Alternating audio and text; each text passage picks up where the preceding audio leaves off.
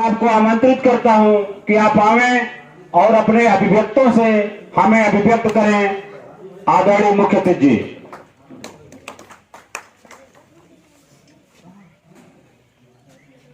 धन्यवाद माननीय संचालक कर्ता महोदय और इस कार्यक्रम की अध्यक्षता कर रहे बाबू लालता प्रसाद प्रजापति जी और इस कार्यक्रम के आयोजक अजय प्रजापति जी और हमारे विधायक जी पंधारी यादव जी और बिजमा यादव जी, मंच पे सभी उपस्थित साथियों का, तमाम पदाधिकारी जो हैं जिले ब्लॉक पे विधानसभाओं में, लाता प्रसाद प्रजापति जी हैं। मैं आप सभी लोगों का तहे दिल से हार्दिक अभिनंदन एवं स्वागत करता हूं। साथ ही हमारे प्रजापति समाज के उपस्थित बड़े बुजुर्ग, युवा साथियों, माताओं एवं बहनों, आप सभी लोगों का मैं सादर आभार व्यक्त करता हूं कि आप सभी लोगों ने अपना कीमती समय दिया मुझे सुनने के लिए। आज तमाम जिलों से गुजरते हुए आज आपके दरवाजे पर इस इलाहाबाद के प्रतापपुर में मैं उपस्थित हुआ हूं और मैं पहले भी इस गांव में हमारी पत्नी आ चुकी हैं। ये दीवारों पर आप जो देख रहे हैं लिखा हुआ है यहाँ बगल में, सर्वश्रेष्ठ दल, हमने एक पार्टी बनाई। यानी आप यह सोच सकते हैं कि मेरे अंदर एक ऐसी भावना थी कि हम भी प्रजापति समाज को आगे बढ़ाएं और एक सर्वश्रेष्ठ प्रजापति समाज की स्थापना करें।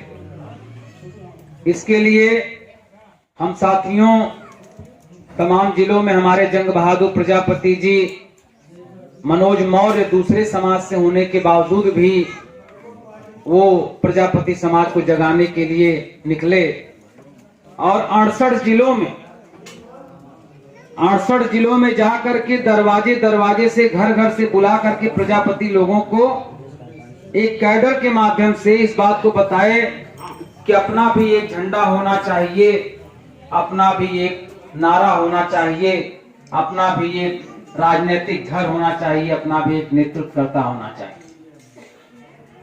साथियों, अभी मैं थोड़ी देर के लिए प्रजापति समाज की ही बात करूंगा, इसलिए कि यह जाति इस समय इस लोकतंत्र में सभी जातियों से सबसे नीचे पहुंच चुकी है।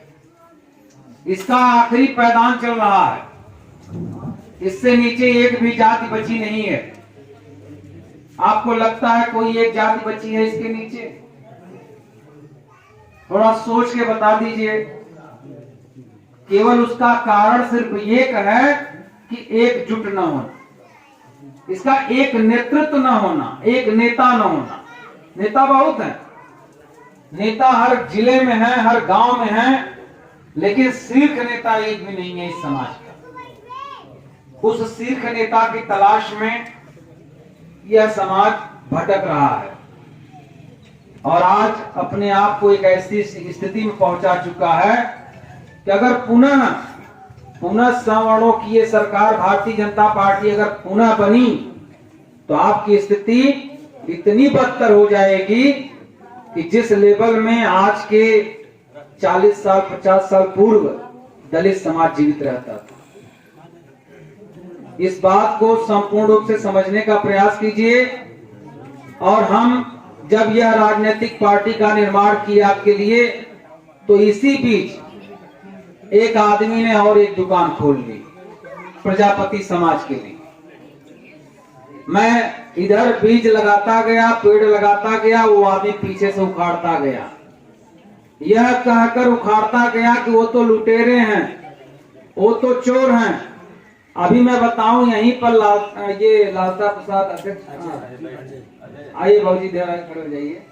आपसे किसी ने कहा कि वो तो मर गए, ठीक है? ये देखिए बाबूजी बैठे हैं। अभी मैं यहाँ आया तो जब मैंने इनको बताया कि देखिए दीवालों पर काम है, जो लिखा है वही है, तो बाबूजी ने ये कहा करीब क्या बताएं, एक लोगों ने तो कहा आप तो खत्म हो गए हैं। जी हम कहीं गए हुए थे किसी रिश्तेदारी हत्या नहीं हो रही थी, तो उसी में हमने पूछा कि भाई राजेश जी आज तो उनको पता नहीं चल रहा है। कुछ लोग कहा तुम मार दिए गए, तो हम सुने, हमकी तो बड़ा तकलीफ भाई। और इनका बड़ी मतलब चर्चा थी देश क्षेत्रों में, लेकिन ये सुने खत्म कर दिए कि तो कहानी खत्म हो गई थी। भैया बताया कि हम ही तो हैं, हम कह रहे साले एक पैदा हो गए हैं, बताइए इतनी बगावत करते हैं, बुरा मानते हैं। ठीक है, धन्यवाद। यहाँ तक तो बात भाई ठीक थी कि एकदम पूरी तरह से समाप्त कर दिया इनके दिमाग में। कुछ लोग ऐसा हैं, वो कहते हैं अरे वो तो जो समाज से सहयोग लिए चंदा लूटे, वो तो अपनी बिल्डिंग बना लिए हैं और दिखावे के रूप में किराए के मकान पे रहते हैं। इनका महाविद्यालय चलता है, जबकि हर गांव से 800, 600, 1200, 1500 यही मिला है। कुछ लोग कहते हैं अरे वो तो लाखों लाख रुपया जो है जिलों से अर्जित करके चले गए हैं। हमको बताइए कि हम लूटते तो ये 100 नंबर की पुलिस नहीं थी, है? कोर्ट नहीं है, आज भी है कोर्ट, वकील भी हैं अपने प्रजापति समाज में, जिनको ये ठीक नहीं लगा कि हम लूट रहे थे, तो भाई उनको मुकदमा करना चाहिए था। सर्वश्रेष्ठ दल कोई फेंकी हुई पार्टी तो थी नहीं, ये तो रजिस्टर्ड थी भारत निर्वाचन आयोग से। और हम संविधान जब लिखते हैं पार्टी बनाने के लिए, तो उसमें एक कॉलम होता है कि आप पार्टी किस तरह से चलाएंगे, तो उसमें लिखा जाता है हम पार्टी जन सहयोग से, आर्थिक जन सहयोग लेंगे, उससे पार्टी का निर्माण करेंगे। हमको अगर यही बड़े लोग यहाँ बैठे हैं, इसमें से किसी एक की बात मैं कर रहा हूं, हमको 10 करोड़ 10 अरब दे देंगे, तो केवल यही हम जानेंगे, केवल मैं इनको जानूंगा, ये हमको जानेंगे। लेकिन अगर हम 1-1 रुपया या 10-10 रुपया हर अपने प्रजापति समाज से ले लूंगा, तो हमको कितने लोग जानेंगे? ज्यादा लोग जानेंगे ना। मैं 68 जिले में जाकर के, वो भी 3 मोटरसाइकिल से, आप सोच नहीं सकते। सन 2014 में इस पार्टी का रजिस्ट्रेशन हुआ, तुरंत मैं लोकसभा चुनाव जौनपुर से सदर से लड़ा, मोदी लहर थी भाई, दूसरे लोग जीते। लेकिन हमारे साथी लोग, मैं खुद गांव-गांव जाकर के काम करना शुरू किया, अपने लोगों को काम करके दिखा किस तरह से काम करेंगे आप लोग, तो प्रजापति समाज खड़ा हो जाएगा। यहाँ अजय प्रजापति जी ने, हमारी पत्नी आई थी, और यही मनोज मौर्य जी आए थे, और आकर के यहीं पर कैडर हुआ है, एक तिरपाल बिछा करके, रात में हुआ कि दिन में हुआ नहीं बता पाएंगे। और अजय जी 1000 रुपया उस समय देकर के हमारी पार्टी की यहाँ पदाधिकारी बने थे। लेकिन बस वही है, हमारे समाज में भाई हर गांव-गांव से नेतृत्व करना होगा, तब तो खड़ा होगा मैटर। चलिए, ये सब पीछे से पार्टी बनाते गए। हमारे समाज में इस समय 16 पार्टियां बन चुकी हैं, 16। अब 16 लोग आएंगे आप लोग को फिर नोचने। कोई आएगा कहेगा हम तो इसमें हो गए, हम तो उसमें हो गए। तो भैया हर बार तो बहके भटके हैं आप लोग, इस बार मत भटकिए। अभी भी मैं कह रहा हूं, एक नेता की टांग पकड़िए, वो आपको बैतरणी पार कर देगा, पार लगा देगा, आपको मंजिल पे पहुंचा देगा। लेकिन 16 नेता, 100 नेता पकड़ेंगे तो आप कहीं के नहीं होंगे। और हमारे समाज की एक बहुत बड़ी दुर्दशा ये होती चली जा रही है, इतना अपमानित होता चला जा रहा है समाज, सामाजिक सम्मान का पतन होता चला जा रहा है इस समाज का, कि यह समाज अपनी जाति को भी छुपाने का काम करना शुरू कर चुका है। 100 प्रजापति में से 100% प्रजापति में से 5% निकल करके गोला लिख रहे हैं, 5% निकल करके चक्रवर्ती लिख रहे हैं, चक्रधर लिख रहे हैं, भार्गव लिख रहे हैं, वर्मा लिख रहे हैं, दक्ष लिख रहे हैं। तो आप बताइए कितने प्रजापति होंगे बचे बाद में? तो उनको लेकर के कौन नेता कामयाब होना चाहेगा? जब हरिजन समाज का सामाजिक पतन होना शुरू हो गया, तो हरिजन बेचारों ने लिखना शुरू कर दिया, गौतम भारतीय लिखना शुरू कर दिया, राम लिखना शुरू कर दिया, रैदास लिखना शुरू कर दिया। लेकिन कांसीराम साहब को देखिए, बहुत बुद्धिमत्ता के साथ उन्होंने उनके वंश के एक ऐसे महापुरुष जिसका नाम था डॉक्टर भीमराव अंबेडकर, उन्होंने सिर्फ बोला कि आप सभी लोग जय भीम कहो, आप सब एक हो जाओगे। एक हो गए। रैदास वहीं पे पड़ा रह गया उनका, गौतम आज भी वहीं पड़ा है, भारती वहीं आज भी पड़ा है, सब कुछ वहीं पड़ा है। लेकिन वो एक हो गए और 4 बार सत्ता को पकड़ लिए। वह समाज 4 बार सत्ता पकड़ लिया जिसको छुआछूत लोग मानते थे, अपने बर्तन में पानी तक नहीं पिलाते थे, अपने किसी पंचायत में किसी समारोह में बुलाते तक नहीं थे। वो समाज 4 बार सत्ता पकड़ लिया। और ये प्रजापति समाज इतना विचारवान अपने आप को मानता है, इतना चर्चा करने में माहिर कलाकार समझता है, ये कुछ नहीं कर सका।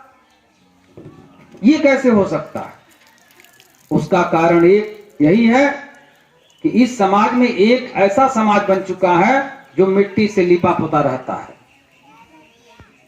वो मिट्टी का काम करता है, उसके कपड़े गंदे रहते हैं, उसके हाथ में मिट्टी लगी रहती, कोई हाथ नहीं मिलाता, कोई पास में नहीं बैठाता। और जो सरकारें आती हैं बार बार यही कहती हैं आपको चाक दिया जाएगा, आपको मिट्टी दिया जाएगा, ताकि आप उसी में उसी दलदल में फंसे रहें, आप उभरे न।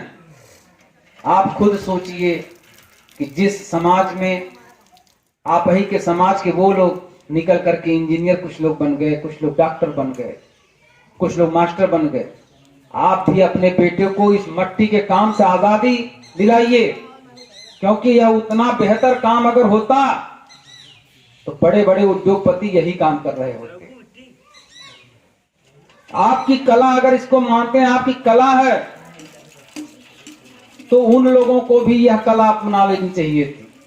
कौन सा ऐसा काम है बताइए, हर जात के लोग नहीं कर रहे हैं, लेकिन एक आपका काम है, इसको सीखने के लिए कोई जाति नहीं तैयार है कि हम भी पुरवा बनाना सीखेंगे। कोई आके कहा? तो साथियों, मैं चाहूंगा कि धीरे धीरे आप लोग इस काम से अपने आप को आजाद करिए, अपने बच्चों को ऐसे काम में लगाइए, सब्जी बेच ले बेटा, कहीं छोटी मोटी दुकान खोल ले, लेकिन इस काम से अपने आप को आजाद करे। अब बेहतर बन करके रहेंगे आप, तभी आप लोगों के बीच में, बेहतर लोगों के बीच में उठ बैठ पाएंगे। नहीं तो इस समाज को जिस तरह से दबाया जा रहा है, जिस तरह से इसकी जाति आंकड़े में सबसे नीचे पहुंच चुका है, ये धीरे धीरे पतन के रास्ते में होगा। अगर अखिलेश जी को अगर सरकार नहीं बनाई आपने, अखिलेश जी को मुख्यमंत्री नहीं बनाया आपने, तो यह जान लीजिए आपकी स्थिति बिल्कुल उस हरिजन समाज की तरह आने वाली है कि आप भी एकदम छुआछूत माने जाएंगे। हमारी बात समझ में आ रही कि नहीं? तो ये सरकार जो है इस तर्ज पे काम कर रही है, उस तर्ज को भी मैं बता देना चाहता हूं। इसके पहले मैं ये बताना चाहता हूं, जब मैंने देखा कि हमारे समाज में 16 राजनीतिक पार्टियां बन चुकी हैं और इतनी इतनी जातियों में यह समाज बढ़ता चला जा रहा है, तो इस समाज का कल्याण मुश्किल है करना। तो मैं पहुंचा माननीय अखिलेश जी के यहां, मैंने कहा भैया मैं गठबंधन करना चाहता हूं, और सबसे पहला व्यक्ति हूं वहां पहुंचने वाला। जब लॉकडाउन नहीं लगा था, पहला लॉकडाउन नहीं लगा था, उसके 6 महीने पहले मैं पहुंचा। मैंने कहा कि भैया मैं आपकी पार्टी से गठबंधन करना चाहता हूं। तो उन्होंने कहा राजेश जी, प्रजापति जी, इस बार मैं गठबंधन नहीं कर रहा हूं, इस बार मैं सिर्फ विलय कर रहा हूं। बैठिए आपसे वार्ता करेंगे। बैठा मैं, वार्ता शुरू हुई तो उन्होंने कहा कि अच्छा ये बताइए, समाज की सेवा आप भी करना चाहते हैं? हम कहे हाँ भैया। कहा हम भी करना चाहते हैं समाज की सेवा। अब बताइए, अगर सत्ता नहीं मिलेगी आपको, हमको, तो कैसे समाज की सेवा करेंगे आप और हम? हम कहे भैया बात तो सही है, जब सत्ता नहीं मिलेगी तो कौन सी सेवा करेंगे? कहा आइए मिल करके काम किया जाए, आप अपने समाज की सेवा कीजिएगा, मैं अपने समाज की सेवा करूंगा, आपको कुछ बना दूंगा भाई, अपने समाज को जो बन पड़ेगा दीजिएगा आप भी। तो भैया हमने भी सोचा कि जब हर जाति के लिए ये लड़ रहे हैं तो हम अपनी जाति के लिए क्यों नहीं लड़ सकते हैं? हमने भी उस पार्टी को ले जा करके उनके चरणों में डाल दिया, और आज उन्होंने हमको प्रदेश सचिव बनाया है और भेजा आपके दरवाजे पर कि आप प्रजापति में जाइए। वैसे भी तो आप 68 जिलों की यात्रा कर चुके हैं, आपकी पत्नी जा चुकी हैं, जंग बहादुर प्रजापति जी जा चुके हैं, मनोज मौर्य जी जा चुके हैं। अब पूछ लीजिए हमारे जितने भी साथी हैं, इसके पहले जो ड्राइवर साहब थे हमारे, जितने जगह गए, दूधी तक गए, घोरावल तक गए, दुद्धि के आखिरी पड़ाव में गए, वहां भी देखा उन्होंने दीवारों किस तरह से लिखा था सर्वसिद्ध दल पार्टी जिंदाबाद। मिर्जापुर गए, भदोही गए, चंदौली गए, बनारस के तमाम एक जगह झगड़ा कर लिया एक आदमी ने कि आप समाज को लूट लिए। हमने कहा भैया यहाँ आओ, खड़े हो जाओ। खड़ा हुआ, हम कहे ये बताओ प्रजापतियों की भी पार्टी बननी चाहिए कि नहीं बननी चाहिए? कहा हाँ बननी चाहिए। हम कहे चलो बनाया जाए। कहा चलिए जो कहिए वो करेंगे। हम कहे तो भैया घर छोड़ो और चलो दूसरे जिले में काम करो। तो कहा कि खर्चा कैसे चलेगा? हम कहे यही तो मैं अभी परेशान हूं, खर्चा कैसे चलेगा?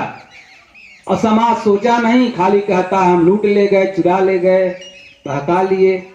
तो भैया ये बताइए कि जब घर परिवार छोड़ेंगे, जैसे भैया छोड़ दें अभी अपना घर परिवार, तो इनकी बीवी बच्चों को कौन खिलाएंगे? चाचा जी कि मौसी का लड़का है? कोई दूर दूर तक देख के बता दीजिए कि आप अगर अभी ईश्वर न करे कुछ हो जाए आपको, तो आपके बीवी बच्चों को पालने वाला कौन है? कौन उसको नाम देने वाला है? तो ये जंग बहादुर जी, ये मनोज मौर्य जी अपना घर परिवार छोड़ करके अगर आपकी लड़ाई लड़ रहे थे, अगर आपने 10, 20, 25, 50 नाचने वाली को दे सकते हैं तो क्या इनको नहीं दे सकते हैं? ये तो विचार लेके आए थे। ये तो 1 घंटे रात अपना घर छोड़कर, हमारी पत्नी यहाँ आई है, पूछ लीजिए अजय जी कहाँ है? तो बताइए पत्नी छोड़ी कभी, कभी हमने छोड़ा किसके लिए?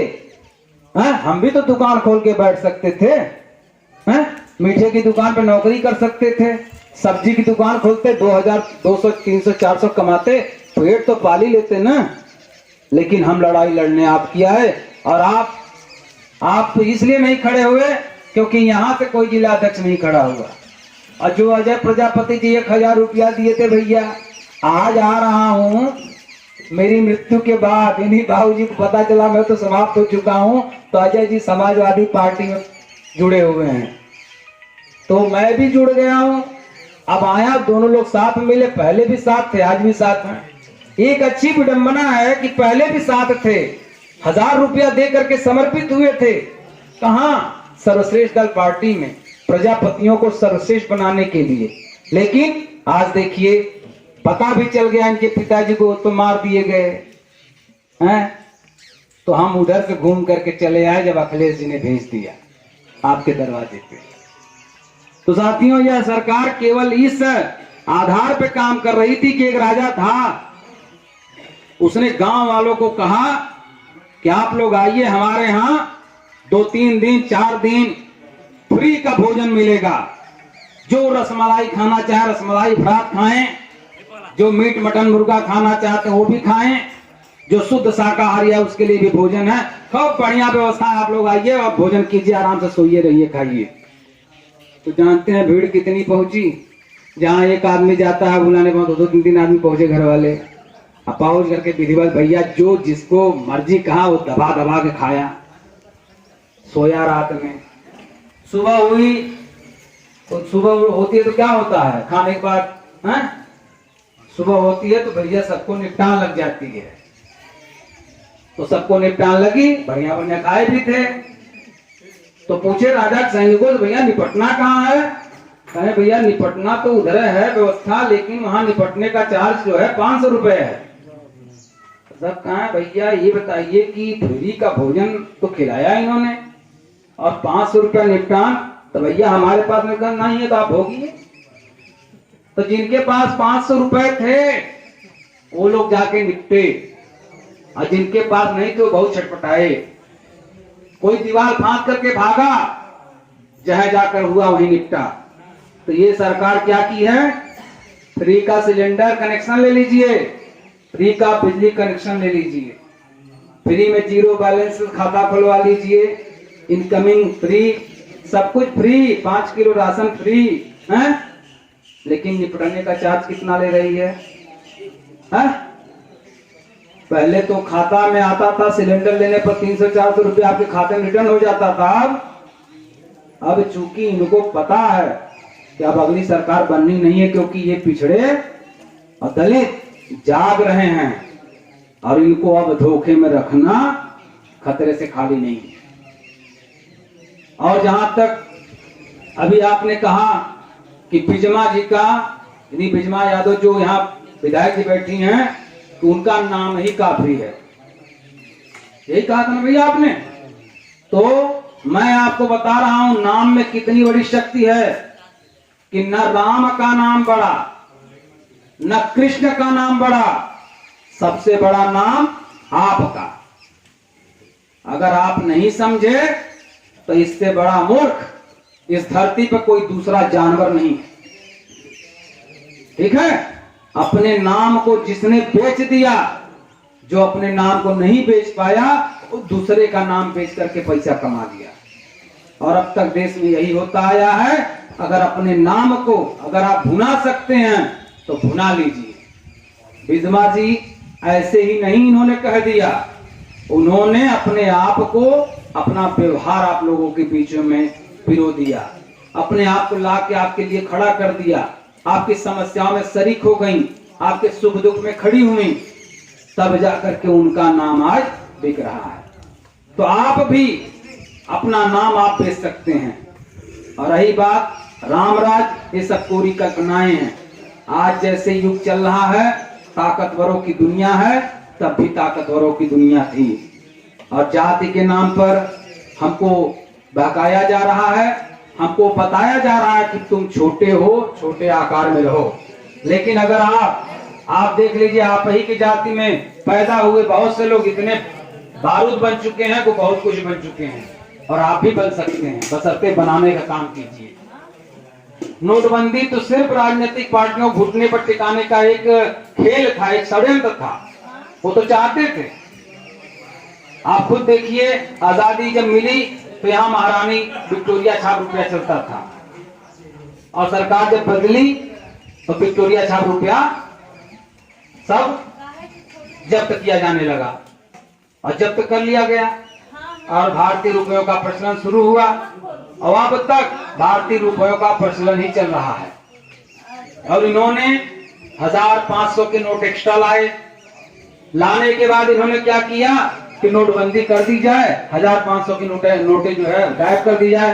तो जब 1500 के नोट गायब करेंगे तो ये कौन आदमी परेशान होगा? बड़ा आदमी परेशान होगा। तो बड़े आदमी को परेशान करने के लिए इन्होंने 1500 की नोट बर्बाद की और बंद किया, जबकि इनको पूरा का पूरा नोट यहां से हटा देना चाहिए था, और उसकी जगह पे दूसरा नोट जारी करना चाहिए था। उसकी एक उम्र होनी चाहिए थी, हर रुपए की एक उम्र होनी चाहिए थी कि अगर ये आज के डेट में अगर बन रहा है तो अब से जो भी रुपया चलेगा वो 30 साल बाद पुनः रिवन्यू किया जाएगा, सब पैसा वापस जाएगा और उसकी जगह पे दूसरा रुपया आएगा। अगर इस तरह से हो तो कोई डंप नहीं कर सकता, कोई कालाबाजारी नहीं कर सकता, कोई उसकी जो है डुप्लीकेट नहीं बना सकता।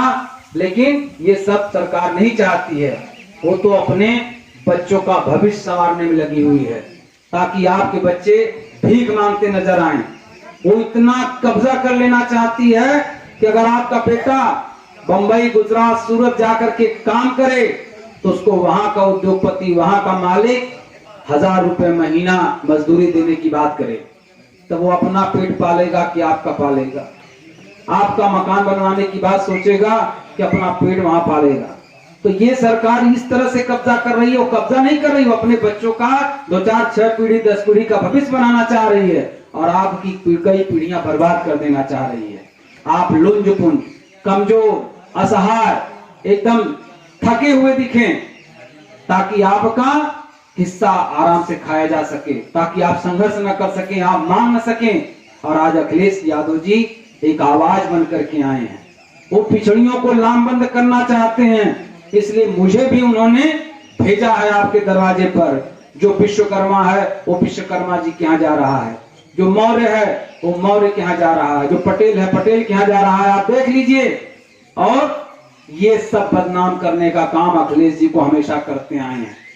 परिवारवाद की बात करते हैं, कंपनीवाद की बात करते हैं। मैं आपसे पूछना चाहूंगा बाबूजी, बताइए, आप कोई दुकान खोलेंगे तो आपका बेटा दूसरे के दुकान पे जाके नौकरी करे तब अच्छा है कि आपके दुकान पे नौकरी करे तब अच्छा है? हाँ? तब उसमें गलत क्या है हमको बताइए। तब परिवारवाद वाला ठाकुर क्यों चिल्ला रहा है भाई? ठाकुर भी तो अपने बेटे को लेकर के खेती करता है, अपने बेटे को लेकर बिजनेस करता है। हमारे भाई, चाचा, मौसी के लड़के, बुआ के लड़के, मामा के लड़के अगर हमारा साथ दे रहे हैं तो बताइए कि हमारा परिवारवाद, जातिवाद हो गया। हाँ, और यही लोग तनी तना करे तुम्हारी तरफ से, तनी तना करे तुम्हारी तरफ से, हमको गाली दे, तुम्हें बहुत अच्छा लगेगा।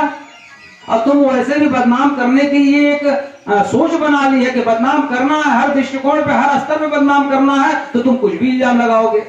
तो माननीय अखिलेश जी पर हमेशा दाग लगाने का काम इन लोगों ने किया है कि परिवारवाद है, तो ये है, वो है। ठीक है, ये मुस्लिमों के नेता हैं। अरे नेता तो वैसे, नेता कोई जात थोड़ी नहीं होती है। नेता वो तो राजा बनने के लिए आ रहे हैं। उनके हाथ में एक ऐसी पावर मिल जाएगी को एक कलम चलाएंगे तो सभी जातियों का कल्याण होगा। अगर पिछड़ी के नाम पर उन्होंने इतनी योजनाएं दी हैं तो पिछड़ी का कल्याण होगा। उसमें चाहे राजभर हो, चाहे मौर्य हो, चाहे विश्वकर्मा हो, चाहे प्रजापति हो। तो वो राजा बनने के लिए आए हैं, वो आपका नेतृत्व कर रहे हैं। तो ऐसे बेदाग नेता आपको दोबारा नहीं मिलेंगे, इस बात का मैं आपको विश्वास दिलाता हूं। और अगर इनको आपने नहीं चुना तो आप समझ लीजिए इस बार पुनः अपने बच्चों का आपने गला घोटा, अपने पीढ़ियों का आपने हत्या की। इसलिए माननीय अखिलेश जी को इस बार मुख्यमंत्री बनाना है कि नहीं बनाना है? तो जोर से बोलिए, माननीय अखिलेश यादव जिंदाबाद, जिंदाबाद। माननीय अखिलेश यादव जिंदाबाद, जिंदाबाद। अखिलेश यादव संघर्ष करो, अखिलेश यादव संघर्ष करो। जय समाजवाद, जय प्रजापति समाज।